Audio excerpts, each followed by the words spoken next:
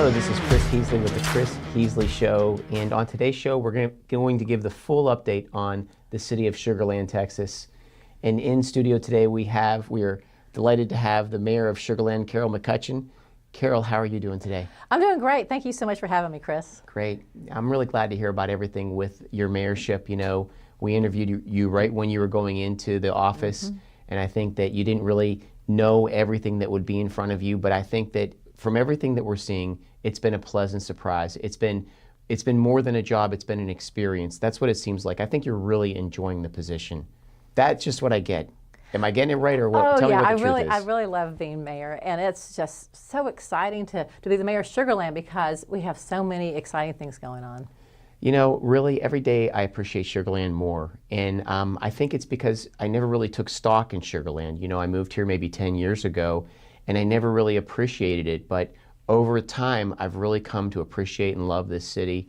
It's incredible. But why don't you tell us about some of the more highlights of your experience, some of the brighter spots of being the mayor of Sugar Land? Okay. Well, one thing was a bright spot was just this morning, Melissa Patel, the CEO of Memorial Hermann, asked if I could help make a little boy's wish come true through Make-A-Wish Foundation. And I said, sure, I would absolutely love to. And I said, what is it? And it was something so simple. So many kids in that situation, they'll want to meet, you know, a famous, football player or basketball player and go to their game or get their jersey or maybe go to a concert of someone really famous. But this little 8-year-old boy's wish was to be a valet parking attendant at Memorial Hermann Hospital in Sugar Land. So simple, and it was just so heartwarming for me to be able to go there, hand him my car key, and he handed me a valet ticket. And that was what his wish was. And then I presented a proclamation to him naming it Valet Jack's Day in Sugar Land. And my accomplishment of the day was doing that without crying. So it was, because I really just focused on the fact that he was getting to achieve his wish. You know, that's beautiful. And, you know, so many of our children, they want to be Superman or they want to be the quarterback. But to find a child who wants to be a working man, you know, I think that's so special and delightful, and I can only imagine what that experience meant to you. Yeah, he's a really, really special child. Yeah. Well, that's a great way to start off the show. I mean, and I think that's really the highlights of you being, of the mayorship, of your position there. It's great that you're able to enjoy things like that, because I know at the same time you have your work cut out for you. How many hours a week do you put in an unpaid position? Yes, unpaid position. Well, I work 365 days a year, and oh goodness, sometimes I'm booked 10 to 14 hours a day, back to back. I'll run through and change in a bathroom or an office from one outfit to another. Sometimes I don't get home till 10 o'clock, and then I start working on city business till maybe 1 o'clock in the morning. Yeah. And then I think, oh, I need to unload the dishwasher or need to fold the clothes, because I still have that side too. So then it's 2 o'clock and I'm going to bed, and I'm thinking, I've got to get up in a few hours. But I said I really, really am passionate about Sugar Land, and I love it. And I love people too. So right. I love being out in the community, and there's so many different communities to be a part of and share in all their different celebrations. So it's hard to say. I get invited to a lot of things, and it is hard for me to say no, because I do love people so much. Yeah, I mean, I remember you and I were both invited to an event at AGA. Yeah. It's the most incredible Indian food in the country is right here in our town. People will fly in from out of town just to eat at that restaurant. Well, it's such a nondescript building. I drove by it for 5 years without knowing that, you know, this beautiful restaurant was in there. And then one night I was invited to an event with you, and it's just an incredible place. It's one more little beautiful gem of our city, of our area. Our area, yeah. Yeah, absolutely. So let's talk, okay, so I know you're a dollars and cents woman, right? You enjoy all the niceties of the mayorship, but at the same time, what everyone knows about you is that you are a numbers woman. So tell us the state of the finances of the city of Sugar Land. Okay. Yes, I'm fiscally conservative, but yes, I've got a bachelor's and a master's degree in engineering and an MBA in finance and management. So I'm definitely a numbers person, but at the same time, that engineer in me wants to keep our infrastructure well maintained and not get behind on that. So one thing that we are working on right now is the city budget for the next fiscal year. Our fiscal year runs from October 1st through September 30th. And so this year, as people I'm sure have seen in the grocery stores and at the gas pumps and things like that, costs are going way, way up. But yet the revenues that we're anticipating for the year are just up a little bit. So that is what we're going to be working on to try to balance, to keep the tax rate as low as possible while still keeping the level of services that our residents expect. So that's definitely going to be a little more challenging this year than I've ever seen it before. And this is my 10th budget season to go through, but it'll definitely be the most challenging one. And the people of Sugar Land have a high standard of excellence. They expect their city to perform at a high level. Oh, absolutely. And, we have one of the lowest tax rates in the state for cities our size. And then also, we're the top-rated city in Texas and also in the Southwest United States by livability.com. We're highly ranked by U.S. News and World Report. We're consistently winning award after award after award. And these are by independent people. We're not paying for these, paying for people to give us these awards. These are things that independent, businesses are evaluating and we're coming up with. And so, we have a really high level of services. And on our citizen satisfaction surveys, we are rated like about the 90% level of citizens being satisfied with living in Sugar Land. How are you going to meet this budget challenge? Revenues are not up, costs are up across the country. Mm-hmm. How are you going to tackle it? Yes, well, there's a couple things. One is between this fiscal year and the next coming fiscal year, 30 positions are being eliminated, and these are positions that that people are not losing their jobs. These are positions that are vacant. So when positions go vacant, they're not being filled if they can get by with not filling them, and those jobs are being divided up among the existing employees. So the employees are really stepping up and taking on some added responsibilities with the elimination of the jobs. And there's also $18 million of requests by the different departments that are not being funded in the budget. But at the same time, we're looking at a potential tax rate increase too. So anyway. How do you expect that to be received by the citizenry? I think most people will understand it because I said our costs are going way up, and then the revenue is just going up a little bit. Yeah, you need to do something to make it work. So people are reasonable. I think the city has been proactive about explaining it to residents. And I think most people can understand it. But of course, I said I pay taxes too. So I do want to keep the tax rate as low as possible and keep things as affordable as possible. But sometimes you do need to adjust that. So one expenditure that does not happen is a salary for the mayor of Sugar Land. Is that correct? You're working without a salary. It's essentially a volunteer position. Yeah, right. It's for mayor and council, it's a non-salaried position without any retirement benefits. We get a small stipend every month. It's not a lot. It covers, by the time you pay for your, medical, dental, vision, insurance, and have withholding and all that kind of, and your FSA, there's really not much left. So it's that's just as a stipend, but it's very different from the mayor and city council of Houston, because I said we have a city manager, city council form of government, where in Houston it's a strong mayor form of government, and so the mayor and city council in Houston get paid salaries. But I said I'm mayor because I said I absolutely love the city and I want to keep it strong and vibrant for the next generation. And I think the other reason the city does that is because they want to keep the concept, the idea that it's a position of service. It is a position that we're all of service. shareholders in the city, and when the time comes, it's for one of us to step up and take that role, that duty, that responsibility. And really by doing it that way, it keeps intentions best.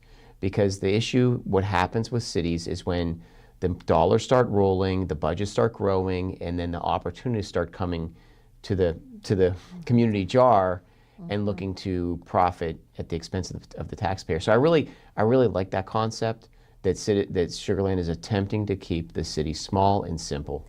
Right, yes, the city council functions sort of as a board of directors, and then we have the city manager, who is a paid full-time professional who's got a degree in, municipal governance, and he's in charge of the operations of the city. So that's how we have it split, and it works out because, as I said, we're term limited. I can be mayor for a total of 9 years. We have three-year terms if I get reelected twice again. So Sugar Land is a destination. There's so many business projects coming to the area. It's really an incredibly rich area from that standpoint, from an opportunity standpoint. But what is the challenges of managing this growth that our city's having? Oh. Well, I think we're managing it well. Yeah, some of the things that we've got going on is MD Anderson is coming. They've reached their maximum height. They're working on finishing out the exterior. Then they'll move to the Okay, I'm sorry. MD Anderson is building. Are they building an additional building, or what are they doing? Yeah, MD Anderson is building a brand new cancer care center in Sugar Land off of University and Highway 59, across from University of Houston Sugar Land, and it's going to be the largest MD Anderson outside of the one in the medical center. Because they have some other smaller locations around, but Sugar Land will be bigger than any of the other locations. And it's going to be a 470,000 square foot facility. They're spending about $1 billion on it. So this will be butted up against Highway 59? Yeah, Highway 59 and University, right, yeah. And they're going to find some space in there to... Oh, they've already, I said they're already building it. Yeah, 5-story building, almost 500,000 square feet. So. And I'm sure that office buildings will come and around it to support, the local doctors start building their office buildings around it. Oh, yes. Because they want to be in close proximity. Oh, yeah, definitely expecting. There's some medical condos that are next door, and some other buildings that are going to be going up to support that facility there. And that's going to open by about early 2029. Very interesting. It'll be a nice campus, I assume. Yes, and so, and then there's a property that's going to be developed next to there, and they're looking at putting like a boutique hotel, so that people who are going to MD Anderson for their treatments, particularly for out of state or out of country, they can stay at the hotel and they can literally they're right across the street from their treatments. Wow, it's amazing. So that's good. And then Hope Biosciences is doing some pioneering. Hope Biosciences. Hope Biosciences is doing some pioneering work with stem cells and working to get FDA approval on that, and they are expanding. And then we have AOI, which is Applied Optics, Inc. Okay, may I jump? Hope Bioscience, where are they located at right now? They are located off of Lake Point, near Highway 6 and 59, sort of like the northwest corner. And is it a considerable expansion that they're doing? It's about $1 million expansion there. Okay, well, that's good enough. Yeah, it's a fairly small company right now, so for that type of company, it is a pretty good size expansion. Wow. Hope Biosciences. Hope Biosciences. So I'm excited about that. So I'm excited about AOI because they're going to be doing... What is AOI? Applied Optics, Inc., and they're going to be doing a $300 million expansion in the city. And they're going to be bringing in hundreds. $300 million? Yeah, and they're going to be bringing in hundreds of new jobs, and they are reshoring some fiber optics and manufacturing of transceivers and that kind of stuff. So we're really excited about that, and so many things that are going on.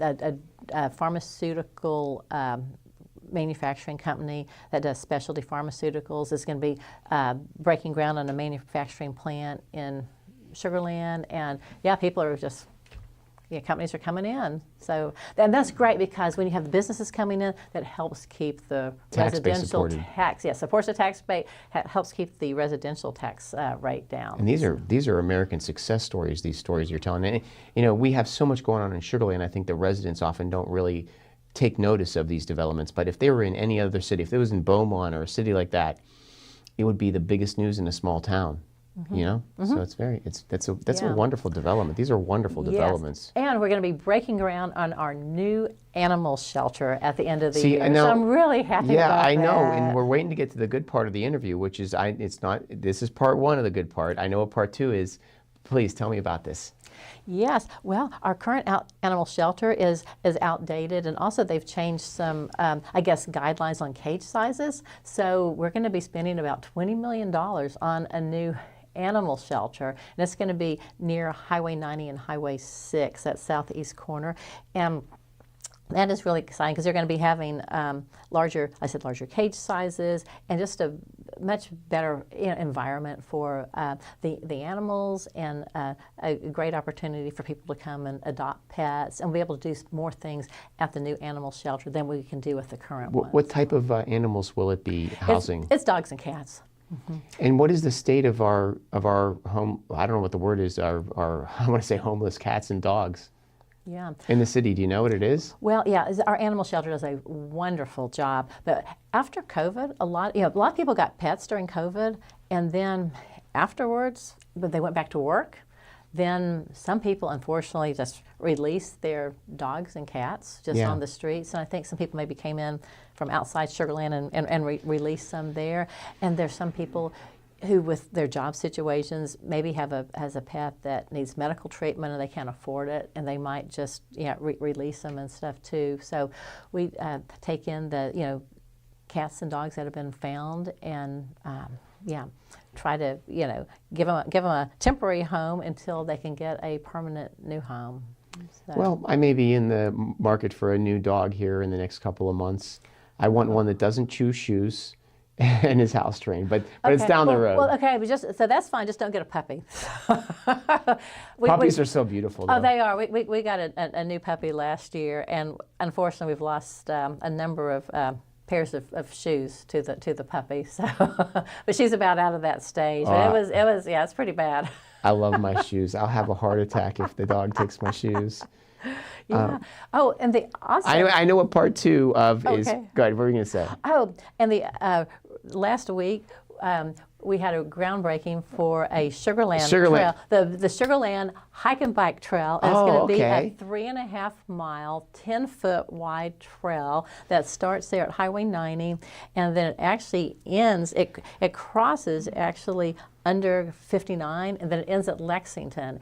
And so the great news about this is that it was funded about 80% by a federal transportation grant, and then Fort Bend County, Commissioner Precinct 3 Andy Myers funded the rest of that out of the Fort Bend County mobility bonds. So we're going to have this really fun new hike and bike trail that did not utilize any Sugar Land property taxes or sales taxes to get that done. So that's going to be, I said, a couple years in the making, because it has, like I said, it's going under 59, it's going under Meadowcroft, so that's very expensive to do that, but it's just going to be very safe ways for people to hike and bike without having to encounter any traffic along that. So it's going to be really a really great thing for people to get out and get some more exercise. Yeah. Great. It's great updates. I mean, we have so many things going on. I don't know where to start the conversation. It just keeps coming and coming. But I know what part two of your favorite subject is, which is the sugar building. Tell us about that. Oh, yes. That is the biggest thing going on. I mean, when you got the mayorship, you were so excited about that, so I can't wait to hear the update. Yes. And so I'm big on public engagement. So back in November, we had like a whole week where the public could come and engage one-on-one with the consultant, or come out to some community gathering events and provide their input on that. And so we sent out a request for, RFQ or RFP, probably RFQ, to get firms interested in redeveloping the site. And we had about 8 of them come in. And so then our staff have been working with them, and they have now got it narrowed down to our top 3 developers who we want to work with. And they were just sent a request for proposals. And so in about mid-October, they're going to come back to the city with their, I guess, sort of their vision and some preliminary proposals for the redevelopment of our historic Imperial Sugar Char House and that whole district there. And then by the end of the year, the plan is for council to select the master developer who's going to redevelop that site. And then at the same time we're doing that, we're also working on a plan to stabilize and preserve the Char House, which is 101 years old, and it's the iconic symbol, of our city. So yeah, so and that's something that I probably mentioned last year. The redevelopment had just floundered for over 20 years there, because after Imperial Sugar sold it, then a developer bought it, but they couldn't get the financing to work, and then they eventually sold it to somebody else, and then they couldn't get the financing to work, and it just languished on. And so the city council had said, if we don't do something different, the same thing's going to keep on happening, and then eventually the Char House is going to just fall down or need to be bulldozed down at that point.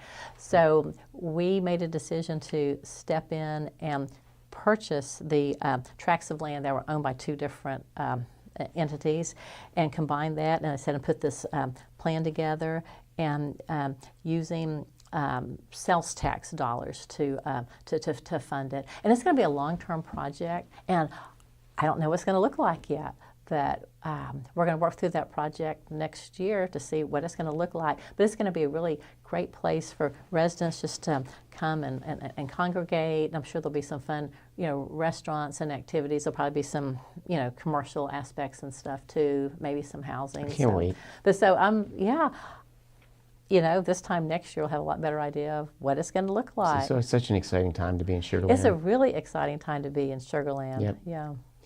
So one of the things that we talked about is outside of Sugar Land, but in Fort Bend County, there's a Tesla project. Mm-hmm. Can you tell us about that? Well, it is a proposed project right now for over $10 billion for solar cells. And so that is something, it's going to be in the county out. I'm not sure exactly where it is, maybe down toward the Neville area or something like that. But that is something that Elon Musk is looking into right now. And Fort Bend County is the only place in Texas that's under consideration. There may be some other areas in the United States, I don't know, but as far as Texas goes, Fort Bend County is the only place that's being considered for that $10 billion potential new facility. So that would be exciting if that comes to fruition. You're telling us about all this development, but the truth is, Sugar Land is still country, right? It's still country. Oh, well, yeah. Because now what we've learned is that in Sugar Land, there's been a feral hog problem. Oh. And I cannot believe this. It's so developed out now. How in the world are these big hogs? And they're big hogs. I heard there's a monster 400-pounder out there in Sugar Land. Yeah. Well, the Brazos River runs through Sugar Land, and some feral hogs, which are invasive, live along the river. And these are the hogs that have the hooks coming out of their nose. Yeah, they're big, and they can be anywhere. Yeah, they can weigh up to 400 pounds. Some are maybe only 100 pounds, but still, they're pretty big, and they multiply pretty quickly. And so they sometimes come up from the river and root around in people's front yards, and they can do thousands of dollars of damage to people's landscaping. And so recently... they can do the damage to landscaping as long as they're not, harming the children or... Yeah, and that's the thing, yeah. A death from a feral hog is extremely, extremely rare. But still, it's still a public, not only a public nuisance, but it's still a public safety concern. And recently I was told that there were 30 or 40 feral hogs in someone's neighborhood one night, and then another neighborhood they saw a smaller group of them, and so the neighbors are afraid to go outside after dark and walk because they're afraid they might encounter one. But you know how hot it gets in August around here, and so people do like to walk, at night, particularly walk their dogs after night because they've got fur coats on, they can't take them off, or walk them early in the morning, and that's a greater chance of encountering a hog. And then some friends of mine said the other night they were trying to turn onto a road, and they had to wait for about 3 minutes so all the hogs could cross before they could turn. So anyway, I'm working to get some funding into the budget to put up some fencing along the river to just keep them out. And then if there is an issue to potentially trap them and have them relocated. No, you just got to get some cowboys, some good old Texan boys with some shotguns. I can call some boys in. We'll take care of you. Oh, that's okay. Just put that's that okay. funding away. We'll take care of it. That's okay. Yeah, we could get some bows and arrows out there, but no, we would we would get that. We would handle them a little bit differently from Good old boys in flannel shirts. We'll get it done. Yeah, but the feral hogs are an issue all over the state. But there is $35 million in federal grants that have just become available. So we'll be applying for that. And the state of Texas has some grant funding available as well. So we'll try to get grant funding for it. But if not, we may need to have a little money earmarked in our budget to help with that problem. Well, I just came up with my $1 million idea. I'm gonna make $1 million. Here's my idea. I'm gonna write a script for a movie. It's gonna be Monster Hog meets Suburbia, and it's going to be a Hollywood horror movie like a Jaws, but for feral hogs. That's coming from Chris Heasley Studios. Okay, well, I'll watch it. Don't wait on it. Yeah, okay. I won't hold my breath, but I think it's a great idea. Out, so. I think it's a great idea. I think that'd make a great movie. Wow. Okay, well, I think we covered everything. We gave a full update. Deliver It Group. Did we talk about Deliver It Group? Oh, yeah. Deliver It Group, I didn't mention them by name, but they're the ones who is going to be building the manufacturing plant for specialty pharmaceuticals, for cancer drugs and that kind of stuff. And that's $1 million plant.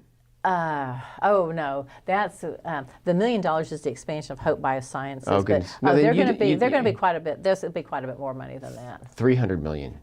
That's the AOI. Goodness, man, I can't keep up with all these developments. Don't worry about that. But yeah, we're just, like I said, bringing in new businesses and to help keep our residential tax base down, to keep our city vibrant. So as I understand it, you've been recognized by the Houston Business Journal, or you're about to be recognized for your role in these accomplishments. Tell us about that. Oh, well, yesterday it was announced that I was selected to be an honoree in the Who to Know in Fort Bend in their inaugural program. And then it was also announced that I am going to be honored in October as part of Houston Business Journal's Women Who Mean Business. So that was exciting. Well, good. Yeah, I'm very glad that you're our mayor. I think that you're a great representative of our city, a great reflection of the city. And really appreciate seeing you out there every day, and I enjoy watching you be a part of the community. So very glad to have you, and that wraps up the show. Thank you for being on the show. Is there anything you want to close us out with?